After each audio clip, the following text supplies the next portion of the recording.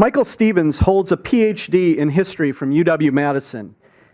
He is the Wisconsin State Historian Emeritus. Prior to retiring in 2013, he worked at the Wisconsin State Historical Society and at the South Carolina Department of Archives and History. He has published 15 books and more than 30 articles.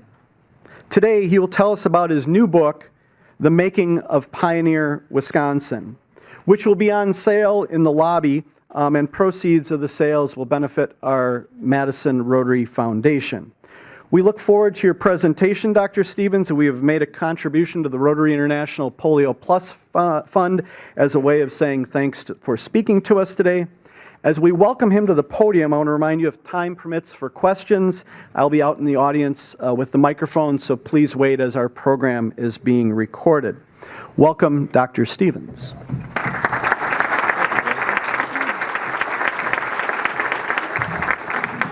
Thank you. It's been said that the past is a foreign country. They do things different there. And that's true. If you look at the stern faces of people who lived in the 19th century looking very serious, they do seem strange and different. And yet, in some ways, I think they're very familiar, and that's one of the things that I'm trying to do in this book. Take a man named Christian Traugott Ficker. I think you can imagine where he came from with the name. One of the German states, and he was a farmer and a musician and a writer and lived in what's now Mequon. When he was asked about what Wisconsin weather was like, he said, "The summer heat is oppressive, the winter cold pretty severe, the weather extraordinarily changeable, and the fall is glorious and beautiful." I think that could have been said at any one table, and I suspect a few of you probably talked about the weather today sometime. Well, in The Making of Pioneer Wisconsin, I wanted to tell the story of that kind of emotional experience of moving to a new place, finding a job or a spouse, and building a new society. And I've done that through the words of Wisconsin's pioneer era. What I've done is I've selected excerpts from the writing of ordinary people, not the generals and the governors, and that illustrate that practical and emotional side of being a pioneer, of doing, starting a new life. And in doing so, I think we have a better understanding of what we have in common with these individuals. It's easy to forget that Wisconsin was once the Wild West. Eastern newspapers used to report about how dangerous and wild it was in Wisconsin. Over a 20-year period, from the mid-1830s to the mid-1850s, which I would call the pioneer era, it saw rapid growth. It was a place that had only about 30,000 people, mostly Native Americans, living in what we now know as Wisconsin. And over the next 20 years, nearly 750,000 people moved in. That's massive change. About half of those people came from eastern states. The other half were immigrants, but they all were pioneers. And about half of those immigrants spoke no English when they arrived in Wisconsin. It was a remarkably diverse and place. So from the writings, we want to try to figure out how did they find a spouse? How did they decide to move? How did they make a living? We meet an excited young bride describing her wedding, but also a rural wife struggling with what we would call depression today. There's the voice of an excited teenager who kept a diary on her trip to the West by wagon. A 27-year-old black man in Milwaukee talking about sweet freedom. A Brotherton Indian woman who was abandoned by her husband.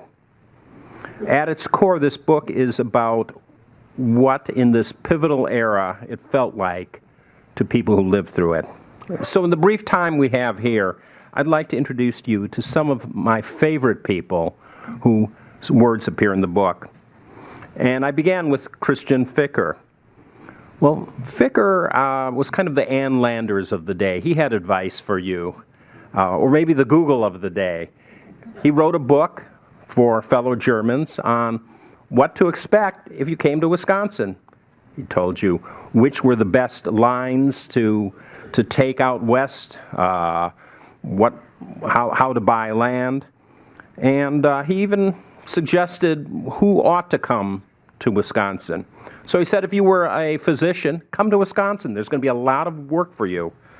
But if you were an attorney, unless you knew how to use an axe, better to stay back in Germany. No, very honest. And 3 pieces of his advice stand out, and they're good pieces of advice, I think, even today. One was, don't be proud. Don't imagine that the moment you step off the boat, everyone's going to marvel at you and say, what a wonderful person you are, how skilled you are. There's a lot of skilled people there. Second piece of advice was, know what you're talking about before you open your mouth. I think that's really good advice to a lot of people. And finally, the third was a little more controversial.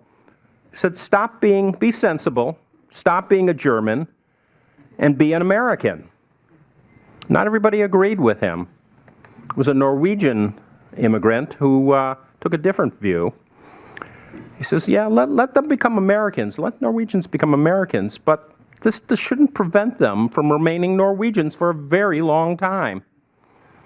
Well, what else did pioneers talk about? Well, we talked about the weather earlier, but they also were good at putting what we would call spin on this.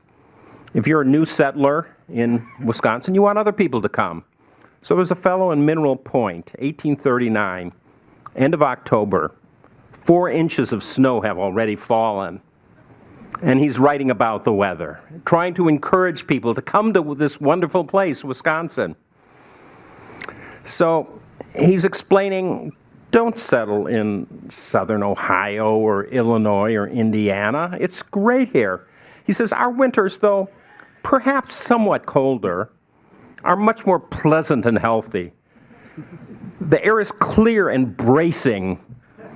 We have none of their half cold, half warm, wet, disagreeable, slushy weather. You seldom hear of complaints of coughs and colds. What else do we like to talk about? Well, food. Back in the day, when there was such a thing as airplane food, we used to like to complain about airplane food. Well, immigrants used to like to complain about the food coming over here, whether you're on a ship or coming by wagon. And it didn't matter where you came from. You complained about the food. Gerhard Kremers came from Germany, 1848. He writes, our food was very poor. Poor coffee, poor pork, malodorous beef. John Ramus from the Netherlands. He's going to be heading to Milwaukee. Potatoes become worse every day. Drinking water is brackish. Matthias Durst from Switzerland. He's going to go to New Glarus. Makes sense, right? 1845. The meat was hardly edible. We have plenty of hardtack, but this is not human food. The pigs that are kept on the ship refuse to eat it. The flour is gritty with sand.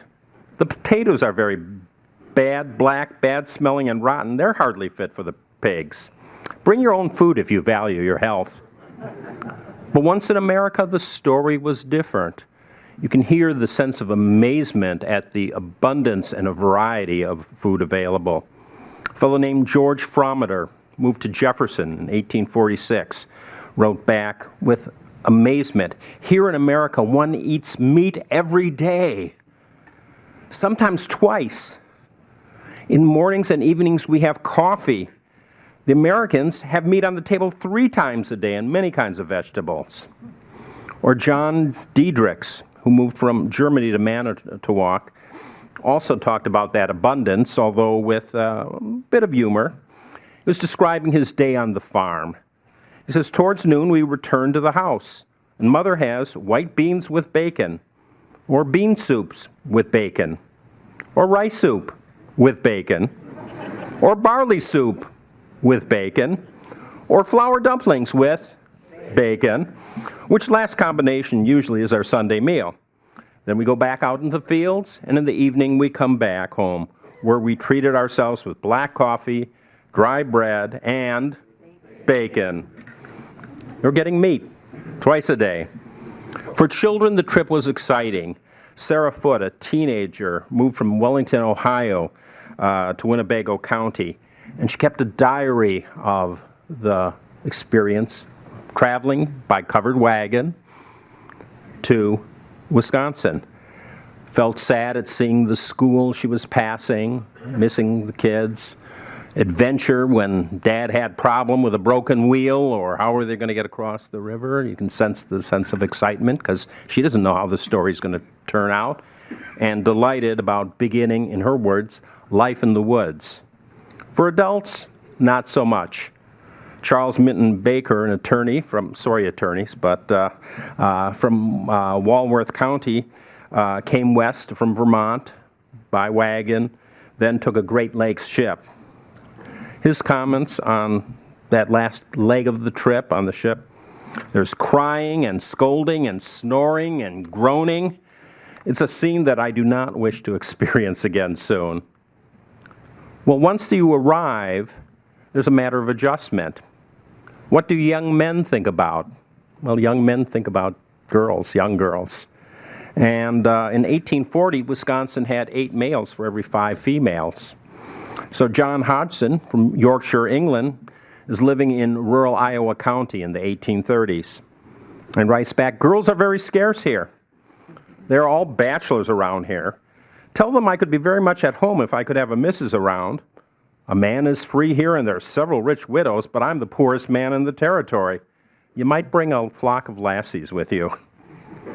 The experience of women varied. There's Veronica Caroler, who married a Milwaukee merchant after a whirlwind 3-week engagement. And what's striking about Veronica's writing is she has this giddiness of the young bride. She describes her wedding in great detail to her in-laws, who she's never met. She talks about the dress and what they ate. And then there's that first week of marriage, and you can sense the excitement. She gets up before her husband to make breakfast, and then wakes him up and gives him breakfast at 7. Has a few hours off, but then returns to the kitchen at 10, and she gets to make dinner, spend the next 2 hours and doing that. He goes back downstairs to the shop. And then she sews, and back to the kitchen again and begins working on supper. 3 years, 5 years later, she didn't have that excitement, but I don't know why, but it wasn't always, of course, happiness. Loneliness and separation was a problem. Women in isolated era wrote in a tone that we might call depression today. One woman wrote to her friends, "You cannot imagine how very lonely I feel. I want to see you so much that I don't know what to do. I am in such low spirits. I had the blues most horribly." I wasn't aware that the blues was used at that time. I think my favorite person in the book is a woman named Racheline Wood Bass, who in some ways expresses the kind of exuberance of some school teachers that I know today. She was 28 years old when she came to Wisconsin without her family. She was a single woman. She came from Vermont. She was a school teacher, and she moved to Platteville. So she was writing a letter a couple days after school ends, the semester's over. And she writes, "You cannot imagine my joy which I experienced the succeeding day. I felt as though my shackles were off, as though I were free as a bird." She's thrilled, school's over. And then she goes on and says, "But I saw one of the kids a few days later, and I thought, oh, they're so cute, I miss them so much." Very free with her feelings. But at the same time, she expressed her feelings of loneliness. She tries to convince her sister, Mary, who lives in Vermont, to move back to Wisconsin. And in her letters, Racheline uses persuasion and admonishment and guilt and anger. But her sister writes back, says she can't come. Wisconsin's too far away. I'd be among strangers. I don't have time to get ready. Racheline's annoyed when she gets this. On opening the letter, she says, I've had today a little cry. First of all, sister, you don't care for me. And then she demolishes her arguments. You say it's too far, but it's no farther than it was 2 years ago when I came out here. Same distance, both ways. You say you'd be among strangers. Am I a stranger? When I came here, did I find relatives? You say you can't get ready. We have stores here. My husband's a merchant. You don't need to do that. I consider your reasons null and void. Adopting to a new language was an issue for some immigrants. John Caroler came from Bavaria to Greenfield, 1848, and he's talking about the decision to make that move, to come to America, to come to Wisconsin. He says a main point to consider is the language. English is spoken in the courts, trading, and in general, and it's hard at first. Milwaukee is the only place in which I found that Americans concern themselves with learning German. You'll find inns, beer cellars, billiard, bowling alleys, as well as German beer. At the same time that immigrant pioneers worried about learning a language, they also were worried about their children losing their native tongue. There's a Norwegian traveler noted how quickly Norwegian farm girls learned English. And they say, you know, their English is quite correct, but as soon as they start to speak their mother tongue, it sounds broad and clumsy enough. In other words, she's worried that her children are speaking Norwegian with an American accent. This bothers her. One thing we tend to forget is pioneers had a sense of humor. As they built a new community, they even used them in very serious areas of endeavor. As soon as Wisconsin became a state, one of the first political issues was over alcohol. There were a temperance movement which called for banning the manufacture, and sale of alcohol.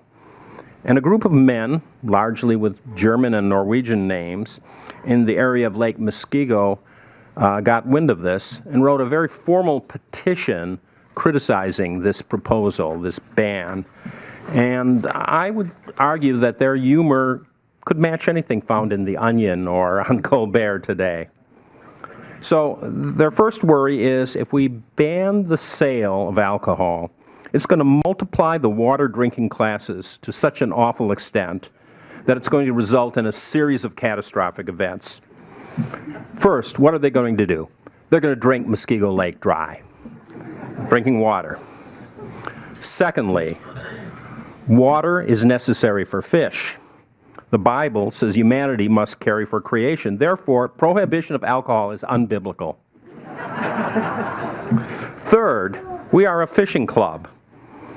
We would be precluded to pursuing our right to the pursuit of happiness as guaranteed by the Declaration of Independence and as guaranteed by Magna Carta to our citizens if you ban it. Fourth, even if for somehow fish can survive, fish in a baked or fried state of existence are best when cooked in beer. Everybody knows that. Fifth, if the lake goes dry, it means the rivers are going to go dry. This is going to put an end to manufacturing in Wisconsin because we rely on water power. No lakes, no river, no water power, no manufacturing. If the rivers go dry, there would be no need for river improvements, which means the legislature could no longer distribute lucrative offices to their well-deserving friends and their donors. If that happens, it means the legislature is going to have to raise taxes on us. So therefore, instead of passing a prohibition law, we urge you to do something even more important. Pass a law with the most stringent measures against the adulteration of good liquor. They didn't get their way, but they didn't have prohibition, so I guess they did get their way. We tend to think everyone who came to Wisconsin, because we are the descendants of those people who stayed, those of us who have long roots, were pleased with the experience. But that, too, was experienced in a very different ways. John Diedrichs, this is the guy with the bacon, talked about high hopes of being happy and asked, is it really good in America? He says, I'm a farmer. I have 80 acres and livestock consisting of a dog and cat. Yes, it really is good here, even if he doesn't have livestock beyond the dog and cat.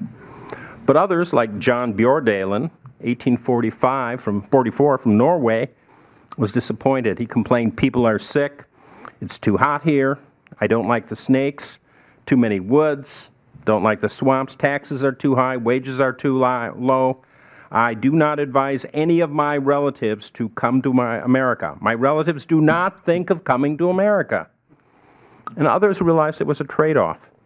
John Caroler listed both sides. He says here, you have freedom, you have income, you have the sky and the earth.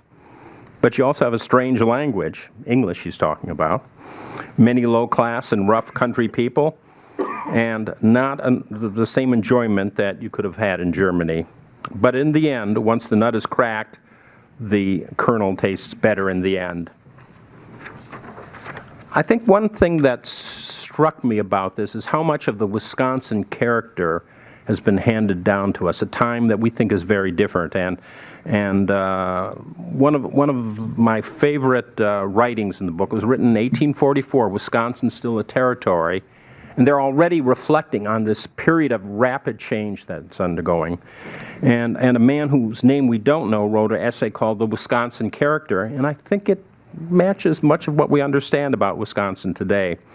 He said there are 4 things that mark territorial Wisconsin. One is the people have freedom and an independence of mind. They think for themselves. 2, this new country, it's a new place, awakens a spirit of enterprise. People are beginning new efforts, new businesses, trying new things. Third, it's a land where people work hard. It's a characteristic. And fourth, it calls for a public spirit. There's a public spiritness about Wisconsinites. People support roads and schools and church. There is a more friendly, neighborly feeling prevailing. All take an interest in the welfare of each and all together. Certainly something that is aspired to. But finally, he adds something that struck me as very remarkable. The reason why he thinks Wisconsin got its character is, and these are his words, the settler here finds within the limits of his acquaintance people from all the states and from many foreign countries. And those too have formerly been engaged in a variety of occupations different from his own. So he acquires a great variety of new ideas and becomes much more liberal in all of his opinions and views of life. I thought it was very interesting, the degree of self-awareness there and some of the similarities we share.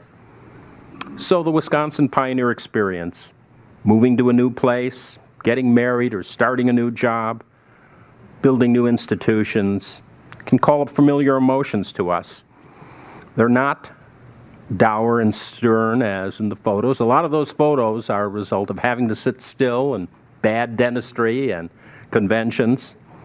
And when we listen to them, when we hear in their own voice, I think they not only tell us a little bit about our past, but also gives us some insights into ourselves, knowing that they suffered and enjoyed and celebrate some of the same things we have, enjoyed similar humor, enjoyed the common things we talk about, the food and the weather and the excitement. So we can take some comfort in knowing that others have walked a similar path than us. Thank you.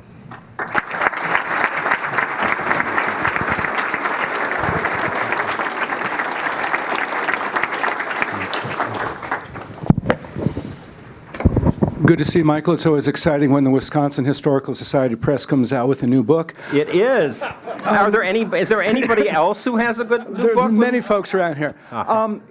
Given the vagaries of mail delivery and especially the vagaries of mail retention from 170 years ago, how do you know that the letters you're citing are representative of a broad attitude, or doesn't it matter that they could just be an individual grousing or complaining or extolling something, and it doesn't matter that it's representative of a broader opinion? Well, that's something I talk about in the front matter of the book, and obviously it is skewed in the direction of people who are literate in the first place. So we tend to have more letters from people who are literate, although there were some fairly illiterate people, you can tell, who didn't there. What I'm looking at here is pushing back against the idea that we need to slice and dice the state's history in narrow pieces. That what's striking to me is the similarity in themes that you hear from the Germans and the Norwegians and the Swiss. And perhaps I don't have a Dutch letter or a letter from the Irish, or perhaps even from certain native American-born people, but those similarities of that emotional experience. There are interesting books written on humor in ancient Rome. Mary Beard wrote a wonderful book about that. And there are bald jokes, too, in that ancient Rome and commonality. So no, I did try to make an effort to fill in places. So, for instance, we tend to think of Wisconsin's Native American population as non-pioneer, but the Oneida, the Brotherton, the Stockbridge were also pioneers. They moved into Wisconsin in the 1820s and 30s and displaced the Menominee. So, Any other questions? Oh, Richard.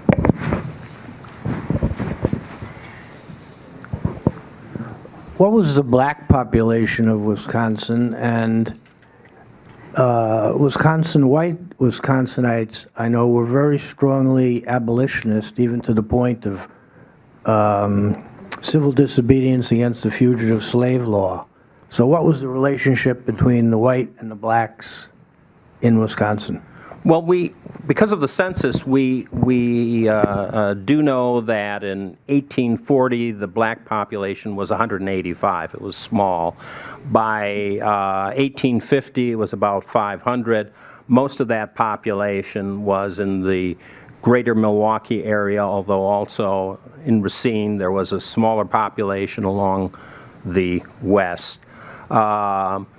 We don't have a lot of manuscript material from blacks in Wisconsin, but for instance, the territorial legislature had a petition signed by, in the 1840s, 18 black men from Racine asking for voting rights.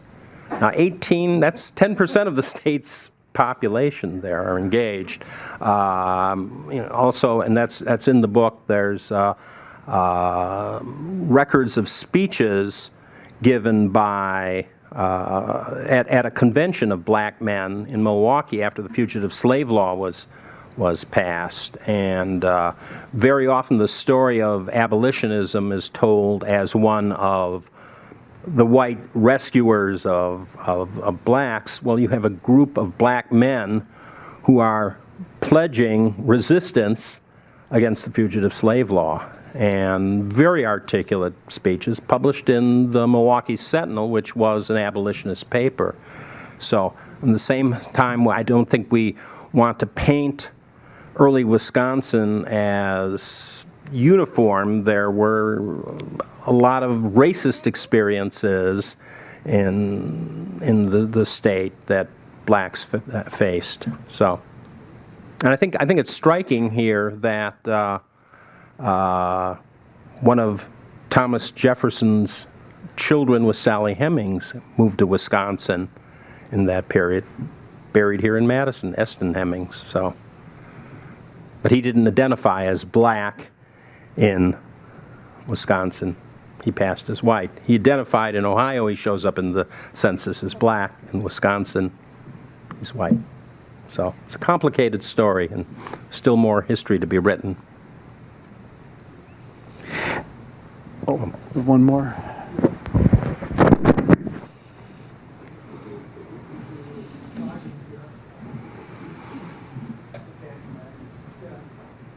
I had a question regarding assimilation. The cultural differences between the Norwegian, the German, did they, in a way, see themselves as trying to maintain their German language or their Norwegian language, the family traditions and cooking, and trying to maintain a small, like in New Glarus, of course, we have the Swiss community trying to maintain a Swiss culture. What about among the Germans in Milwaukee, I understand, too, kept German schools? The Norwegians, of course, have their humor. What about this relationship between assimilation and the maintenance of cultural tradition? Okay, that's a potentially a long answer. We could have a whole session on that. And I'll give you the historian's answer. It depends. It's complicated.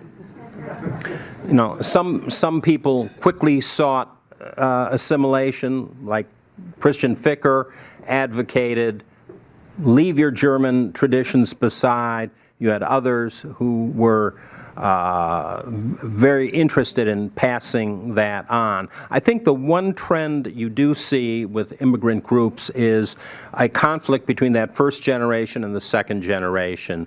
The story of the Norwegian farm girls, and he goes on and talks about the Norwegian boys are resisting their parents, and this is kind of again a universal. The kids want to differentiate themselves with their parents. If they're living in an all-German community or an all-Norwegian community, it's perhaps less intense, but it is there, and there's that rejection. And it's not till often that third or fourth generation where you have the grandchildren or great-grandchildren going back and trying to retrieve that, but it varies, so. Let's thank Dr. Stevens once again.